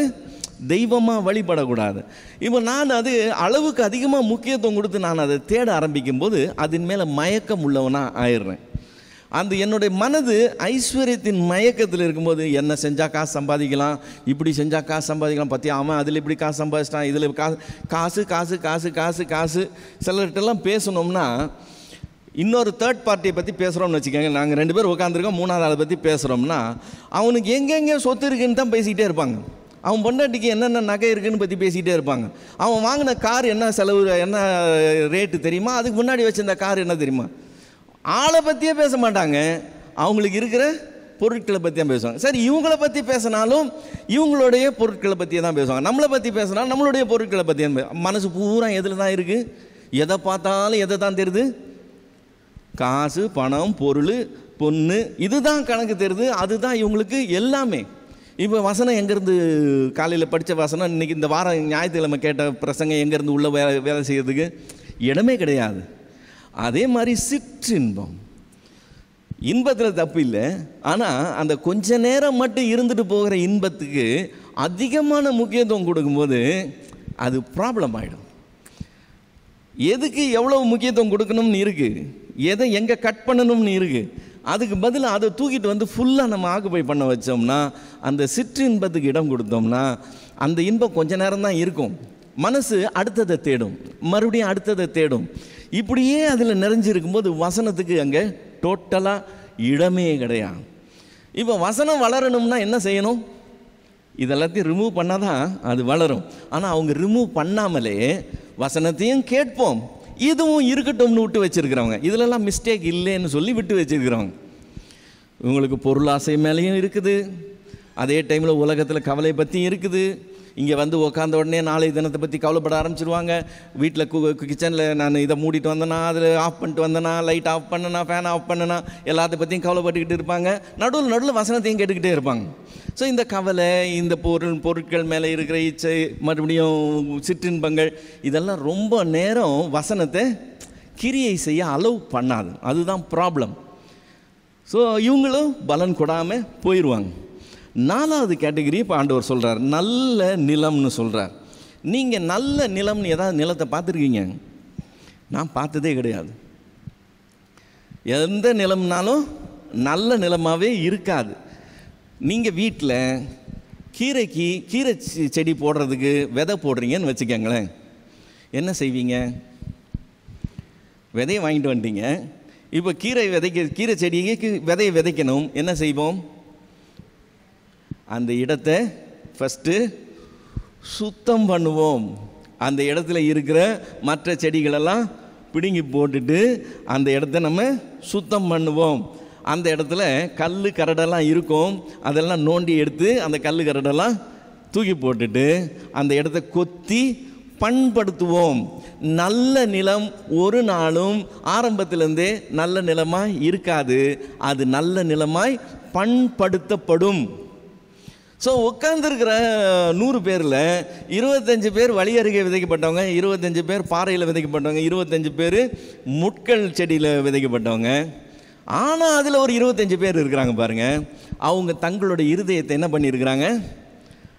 பண்படுத்தி நல்ல நிலமாக ஆக்கி வச்சிருக்கிறாங்களாம். இப்போ இவங்களுக்கு கூட கவலை உண்டு, இவங்களுக்கு கூட ஐஸ்வர்யத்தின் மேலே மயக்கம் உண்டு, இவங்களுக்கு கூட சிற்றின்பங்கள் மேலாம் டச் இருக்கும். ஆனால் என்ன செய்வாங்க? அதெல்லாம் நோ. எனக்கு எது முக்கியம்? இன்றைக்கி நான் வசனத்தை கேட்கணும், நான் என்ன செய்யணும்னு ஆண்டவர்கிட்டருந்து நான் தெரிஞ்சுக்கணும். நான் இப்படியே போகக்கூடாது, இன்னும் கர்த்தருக்கு பிரியமாக இருக்கணும், நான் இன்னும் கர்த்தருக்கு நெருங்கி ஜீவிக்கணும், நான் என்ன செய்ய சித்தமாக இருக்கிறீங்க ஆண்டவரேன்னு சொல்லி தன் இருதயத்தை பண்படுத்தினவங்களாக வந்து உட்கார்ந்துருப்பாங்களாம். இப்போ விதைக்கப்படுகிற விதை எல்லாருக்கும் தான் விதைக்கப்படுது. இப்போ இவங்களுக்கு விதைக்கப்படும் போது அங்கே அவங்க அதை கேட்டு புரியலன்னா என்ன செய்கிறாங்க? அதுக்கு முயற்சி செஞ்சு இது எனக்கு புரியலையே, நீங்கள் சொன்னீங்க ஆனால் இந்த காரியெல்லாம் தெரியலையேன்னு சொல்லி கேட்டு ஒரு ஸ்டெப் எக்ஸ்ட்ரா ஒரு முயற்சி எடுத்து தெரிஞ்சுக்குவாங்க. இப்போ இன்றைக்கி டேட்டில் டெக்னாலஜி வளர்ந்து போன டேட்டில் நம்ம வந்து இந்த ஊழியக்கார்ட்ட தான் தெரிஞ்சுக்கணும், அந்த ஊழியக்கார்ட்ட தான் தெரிஞ்சுக்கணுன்ற அவசியமே கிடையாது. நம்ம கையில் இருக்கிற செல்ஃபோனை ஓப்பன் பண்ணி மிஸ்டர் கூகுள்கிட்ட கேட்டோம்னா மிஸ்டர் கூகுளுக்கு தெரியாததே கிடையாது. ஸோ நம்ம சந்தேகத்தை அவர்கிட்ட கேட்டோம்னா அவர் 99% சொல்லிடுவார். 1% தான் தெரியாதது இருக்கும், அந்த 1% யாருக்கிட்டே கேட்டு ஈஸியாக தெரிஞ்சுக்கலாம். அந்த நாட்களில் நாம் இருக்கிறோம், ஈஸி காரியங்களை தெரிந்து கொள்ளுகிறது. ஆனால் என்ன வேணும்? தெரிஞ்சுக்கணும்னு ஒரு ஆசை வேணும். அதுதான் கேட்கறதுக்கு மனதுள்ளவன் ஆண்டவர் சொல்கிறார். அந்த மனது இருந்ததுனா தான் அடுத்த ஸ்டெப்பு. ஸோ அந்த முயற்சினால் அவங்க தெரிஞ்சுக்குவாங்க. இந்த மாதிரி இடரல்கள்லாம் என்ன பண்ணுவாங்க, எடுத்து போட்டுருவாங்க. அந்த வசனத்தை நிமித்தம் உபத்திரம் வந்தாங்க பேக் அடிக்க மாட்டாங்க. என்ன செய்வாங்க, அதை எப்படி மேற்கொண்டு அதில் எப்படி ஜெயமாக ஜீவிக்கிறதுன்னு எக்ஸ்ட்ராவாக ப்ரெஷர் கொடுத்து முன்னாடி போவாங்க. இப்போ இவங்க நல்ல நிலம்னு ஆண்டவர் சொல்கிறார். இந்த நல்ல நிலத்தை பற்றி பேசும்போது 2 வார்த்தை, முக்கியமான வார்த்தை பார்த்துக்கங்க. லூக்கா 8வது அதிகாரம் 15வது வசனம். லூக்கா 8:15. நல்ல நிலத்தில் விதைக்கப்பட்டவர்கள் வசனத்தை கேட்டு, எல்லாரும் வசனத்தை கேட்டாங்க, இவங்களும் வசனத்தை கேட்டாங்க. டிஃப்ரென்ஸ் என்னன்னா, அதை உண்மையும் நன்மையுமான இருதயத்தில் நம்பர் 1 என்ன செய்கிறாங்களா, காத்து கொள்கிறாங்களா. காத்து கொள்றதுன்னா என்னது, தொலைச்சிடாமல் இருக்கிறது, அவ்வளோதானே. காத்து கொள்ளுகிறதுனா அதை இழந்து போகாமல் இருக்கிறது. அப்படின்னு என்ன அர்த்தம், வசனத்தை கேட்டோம், அதை நான் இழந்து போகாமல் பாதுகாக்கிறேன்னு என்ன அர்த்தம், அதை நான் பத்திரப்படுத்துகிறேன், அதை நான் ஞாபகத்தில் வச்சுக்கிறேன், அதை நான் இழந்து போகிறதில்லை, அதை நான் ஞாபகப்படுத்துகிறேன், அதை பத்திரப்படுத்துகிறேன், அதை இருதயத்தில் காத்து. நம்பர் 2 என்னவா, பொறுமை அங்கே அவசியம். இப்போ நீங்கள் கீரைக்கு செடிக்கு இப்போ விதையை விதைச்சிட்டீங்க, விதையை விதைச்சிட்டு சேர் போட்டு பக்கத்துலேயே உட்காந்துக்கிட்டு முளைக்குதான்னு பார்க்கறது இல்லை. ஏன், விதை போட்டால் அது எப்போ முளைக்கும், 1 நாள் 2 நாள் ஆகும். பறிச்சிடலாமா கீரையை, 2 நாள் ஆச்சுன்ட்டு பறிக்க முடியாது. எப்போ தான் கீரை பறிக்க முடியும், அதுக்காக 1 வாரம் 10 நாள், சில சமயம் 1 மாதம் கழித்து தான் கீரையை பறிக்க முடியும். அப்போ அது வரைக்கும் என்ன செய்யணும், அது பொறுமையோடு இருந்து பலனை காணணும் இல்லையா. இன்றைக்கி வசனம் கேட்டோம், இன்றைக்கே ரிசல்ட்டு, நாளைக்கு காலையில் ஃப்ரூட்டுன்னு இல்லை. எப்படியா, இன்றைக்கி கேட்டு இன்றைக்கி விதைச்சி அது கிரியை செய்து அது வளர்ந்து பொறுமையோடே பலன் தருவாங்களாம், பொறுமையோடே பலன் தருவாங்களாம். இப்போ இன்றைக்கி நான் உங்கள் மத்தியில் இந்த வசனங்கள்லாம் சொல்கிறேன்னா, இந்த வசனங்கள்லாம் நேற்று நைட்டு உட்காந்து படிச்சுட்டு இன்றைக்கி வந்து சொல்லலை. இதை ஒரு 30 வருஷத்துக்கு முன்னால் கற்றுக்கொண்டது, அப்போது தியானித்தது. ஒரு நாள் செம்பாக்கத்தில் போய் பிரசங்கம் பண்ணணுன்னு அப்போ நோட்ஸ் எடுக்கலை. அப்போ எதுக்காக நோட்ஸ் எடுத்தது, நான் தெரிஞ்சுக்கணும், எனக்கு பிரயோஜனப்படணும்னு அன்னைக்கு நான் நோட்ஸ் எடுத்தது. இந்த 30 வருஷமாக அது என்ன பண்ணேன், அதை காத்து பொறுமையோடு வச்சிருந்து அது என்னிலிருந்து இன்னைக்கு 30, 60 அல்லது 100 பலன் கொடுக்கிறதா வெளியே வரும். இப்போ நான் அன்னைக்கு கேட்டுட்டு ரொம்ப பிஸியாக இருந்தேன், அதை நான் கவனிக்கலைன்னு மூடி வச்சுட்டு போயிருந்தேன்னா அது எனக்கு பிரயோஜனப்பட்டிருக்காது இல்லை. நான் அந்த வசனத்தை எடுத்து செயல்பட ட்ரை பண்ணி அது ஒர்க் அவுட் ஆகலை, எனக்கு கஷ்டமாக இருக்குன்னு நான் ஃபீல் பண்ணியிருந்தேன்னா இதெல்லாம் வேலைக்கு ஆகாது, கேட்குறதுக்கு நல்லா இருக்குது, செய்கிறதுக்கு சரி வராதுன்னு சொல்லி தூக்கி போட்டிருந்தனாலும் பிரயோஜனம் கிடையாது. நான் வசனத்தையும் வச்சுக்கிட்டு என்னுடைய எல்லா விதமான மற்ற காரியங்களையும் வச்சுக்கிட்டு நான் எல்லாம் ஏகமாக செய்யணும்னு ட்ரை பண்ணியிருந்தாலும் ஆயிருக்காது. நல்ல நிலமாய் தன்னைத்தானே பண்படுத்தி அதை கேட்டு காத்து பொறுமையோடு பலன் கொடுக்கும்போது தான் அது ரிசல்ட் வருகிறதா இருக்கும், இல்லைன்னா வராது. இப்போ யார் மேலே ஃபால்ட்டு, விதைக்கிறவன் மேலே ஃபால்ட் இல்லை, விதைச்ச விதையில் ஃபால்ட் இல்லை. ஆண்டவர் சொல்கிறாரு கேட்குற ஜனங்க மேலே ஃபால்ட்டு. இப்போது இதில் முக்கியமான காரியம் என்னன்னு சொன்னால் 2 முக்கியமான காரியம். ஒன்று, ஆண்டவர் வார்னிங் கொடுக்குறார். என்னன்னு, உள்ளவன் எவனும் அவனுக்கு கொடுக்கப்படும். நிறைய பேர் ரொம்ப ரொம்ப சோர்வாக இருப்பாங்க. ஆண்டவர் இப்போல்லாம் ரொம்ப ஒன்றும் எனக்கு சொல்கிறது இல்லை, எனக்கு வழி நடத்துதல் கிடைக்க மாட்டேங்குது, கைடன்ஸ் கிடைக்க மாட்டேங்குது, ஆண்டவருடைய சித்தம் தெரிய மாட்டேங்குது, அது இதுன்னு. ஏன்னா சொன்னதை செஞ்சாதான் அடுத்தது என்ன செய்யணும்னு அடுத்தது சொல்லுவார். எல்கேஜியை பாஸ் பண்ணால் தான் யூகேஜிக்குள்ளே சிலபஸ், யூகேஜியை பாஸ் பண்ணால் தான் ஃபஸ்ட் ஸ்டாண்டர்டுக்குள்ளே சிலபஸ், ஃபஸ்ட் ஸ்டாண்டர்டை பாஸ் பண்ணால் தான் செகண்ட் ஸ்டாண்டர்டுக்குள்ளே சிலபஸ். நம்ம யூகேஜியில் எல்கேஜிலே உட்காந்துக்கிட்டு எல்கேஜி சிலபஸே கவர் பண்ணாமல் கர்த்தர் என்ன சொன்னாலும் சரி எல்லாத்தையும் இந்த காதில் அந்த காதில் விட்டுட்டு வழியருகே இருக்கிறவங்களாவோ அல்லது கற்பாறையின் மாதிரி இருக்கிறவங்களாவோ முள் உள்ள இடங்களில் இருக்கிறவங்களாவோ இருந்துக்கிட்டே இருந்தோம்னு வச்சுக்கோங்களேன், இன்னும் கொடுத்துக்கிட்டே இருப்பாருன்னு எதிர்பார்க்கக்கூடாது. கர்த்தர் அதை எச்சரிக்கையாக சொல்கிறார். கேட்கிறதுக்கு காதுள்ளவன் கேட்க கடவன், உள்ளவன் எவனோ அவனுக்குத்தான் இன்னும் அதிகமான போதனைகள் கொடுக்கப்படுமா. இல்லாதவனாக இருக்கிறவன் பரவாயில்ல போயிட்டு போகுதுன்னு சொல்கிறது இல்லையா, இல்லாதவன் எவனோ அவனிடத்தில் உள்ளதும் எடுத்துக்கொள்ளப்படும். வாங்கி வச்சிருந்தார் பாருங்க பத்திரமா, அது கூட இல்லாமல் போயிருமா. அது உள்ளதுக்கும் மோசம் நிலவரம். அதனால் உள்ளவர்களாக இருக்கிறது அவசியம். இது ஆண்டவர் வார்னிங்காக சொல்கிறார். இன்னொரு காரியம், இதனுடைய முக்கியத்துவத்தை சொல்கிறார். நிறைய பேருக்கு இது அருளப்படலை, நமக்கு அது அருளப்பட்டிருக்குது. நீங்கள் கேட்கிறவைகளை கேட்கிறதற்கு, நீங்கள் காண்கிறவைகளை காண்கிறதற்கும் எத்தனையோ தீர்க்கதரிசிகள் ஆவலாயிருந்தார்கள். ஆனால் அவங்களுக்கு அது அருளப்படலை, உங்களுக்கு அது அருளப்பட்டிருக்குன்னு ஆண்டவர் சொல்கிறார். அப்போ இது பெரிய பாக்கியம் இல்லையா? இது எவ்வளவு பெரிய பாக்கியம்ன்றதை யோசித்து பாருங்க. ஆண்டவர் சொல்லும்போது சொல்கிறாரு, ஞானிகளுக்கும் கல்விமான்களுக்கும், மத்தேயு 11:25 மத்தேயு 11:25. அந்த சமயத்தில் இயேசு சொன்னது, பிதாவே, வானத்துக்கும் பூமிக்கும் ஆண்டவரே, இவைகளை ஞானிகளுக்கும் கல்விமான்களுக்கும் மறைத்து பாலகருக்கு வெளிப்படுத்தினபடியால் உம்மை ஸ்தோத்திரிக்கிறேன்னு சொல்கிறார். அப்போ அந்த நமக்கு இன்னைக்கு கிடைக்குதுன்னு சொன்னால் ஏதோ என்னத்தையோ கேட்டு போகிறோங்கிறது இல்லை. எவ்வளவோ பேருக்கு, குவாலிஃபைடு பீப்புள் எவ்வளவோ பேருக்கு அவங்களுக்கெல்லாம் கிடைக்கல. தாகத்தோடு தேடுறவங்க எவ்வளோ பேர் இருக்கிறாங்க, அவங்களுக்கெல்லாம் கிடைக்கல. ஆனால் நம்மளை தெரிந்து கொண்டாராம், நமக்கு அதை ஆண்டவர் வெளிப்படுத்துகிறாராம். அப்போது நம்மளுடைய காதும் நம்மளுடைய கண்களும் பாக்கியம் உள்ளவைகள்னு ஆண்டவர் சொல்கிறார்.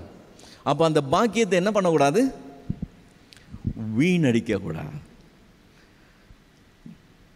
இது அருளப்படாதவங்க எவ்வளோ பேர் இருக்கிறாங்க, நமக்கு அது அருளப்பட்டு இருக்குது. அப்போ நம்ம என்ன செய்யக்கூடாது?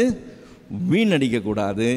நம்முடைய இருதயத்தை நல்ல நிலமாக நாம் பண்படுத்தி கேட்கிற வசனத்தை உள்ளத்தில் வைத்து பாதுகாத்து பொறுமையோட பல ஆண்டுகள் ஆனாலும் அதை ஒன்றாலும் மறக்கக்கூடாது. இன்றைக்கி நான் இதை கேட்டேங்கிறத 10 வருஷம் கழித்து போனாலும் அன்னைக்கு நான் அதை கேட்டேன், அதிலிருந்து நான் இப்படி செஞ்சுக்கிட்டு இருக்கிறேன்.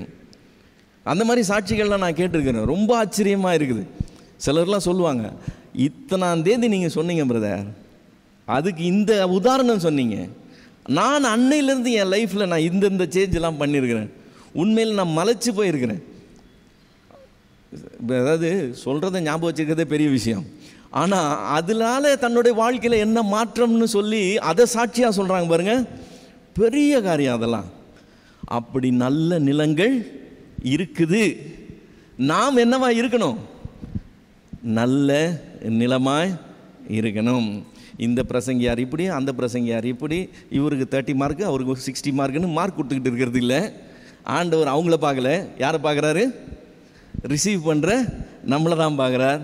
நாம் கேட்கிற விதத்தில் கவனமாக இருக்கணும். ஸோ ஏன் கேட்கிறேன்னு யோசித்து பாருங்கள். அப்புறம் அதெல்லாம் ஆட்டோமேட்டிக்காக சரியாயிடும். கண்ணில் மூடி ஆண்டவர் நோக்கி பார்க்கலாம்.